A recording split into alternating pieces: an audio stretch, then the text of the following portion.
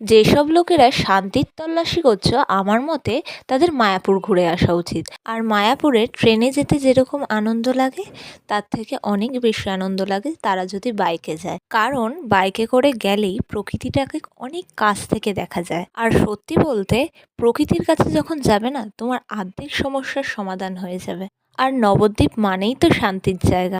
আর নবদ্বীপে শুধু মায়াপুর না, এরকম অনেক মন্দির আছে যেগুলো অপূর্ব সুন্দর। গেলে তোমার আর্ধেক সমস্যা সমাধান হয়ে যাবে। আর সত্যি বলতে এটা আমার মনের ভুল কি না সেটা আমি বলতে পারবো না, কিন্তু যতদিন না ভগবানের ইচ্ছে হবে যে তুমি তার কাছে যাও, তার আগে তুমি তার দর্শন কোনোভাবেই পাবে না। তো যাই হোক, জায়গাটা অনেক সুন্দর এবং শান্তিপূর্ণ জায়গা। আর জায়গাটা অনেক বড় ছিল, সে কারণে আমাদের ঘুরে দেখতে দেখতে অনেকটা সময় পেরিয়ে গেছিল। আর এখানে আসলে কখন যে সময় বেরিয়ে যায় বোঝাও যায় না। তারপর আমরা মায়াপুর থেকে